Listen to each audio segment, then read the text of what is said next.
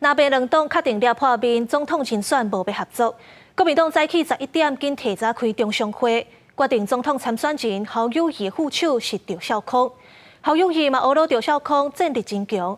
我个认为侯友宜配赵少康，代表本土拿和战斗拿相夹。今天要提名的副总统候选人，一起手牵手。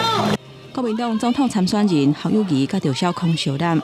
国民党伫大选登记期限的上尾一天，早起11点召开中常会，决定侯友宜的副手就是赵少康。侯赵配上定拿赢团结，要拼总统大选。事实上，我们可以分工了哈。基本上北部北基宜的是我来跑哈。那中南部侯市长负责中南部，这样大家分工。蓝军这个时候不应该再有其他的想法必须要集中意志、集中力量集中选票最重要这样才会赢啦。侯友宜甲赵少康会由国民党主席朱立伦陪同，做伙启动选会登记，选是南北合伫总统选战的战绩正式破局。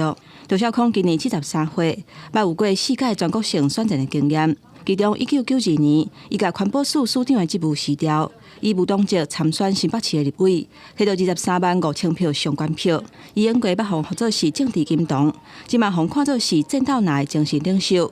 后调配互解脱，毋但是互相补助的作用，嘛是本土拿结合战斗内的象征。作为中国国民党主席，我正式发出全党动员令，大家团结一致。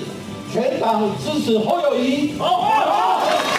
时间不多，我们必须要发挥相乘的战力。这一场硬战，我们期待的是所有的我们的支持者能够凝聚所有的力量，拼战到最后，赢得胜选。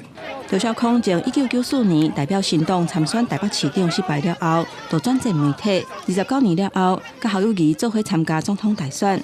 选战剩无2个月，侯赵配要启动上演任，加上排南亚无分区第1名的韩国瑜，若要顾南亚的基本盘，嘛要争取中间选民的支持，拼选调总统，也有国会席次上大化。记者综合报道。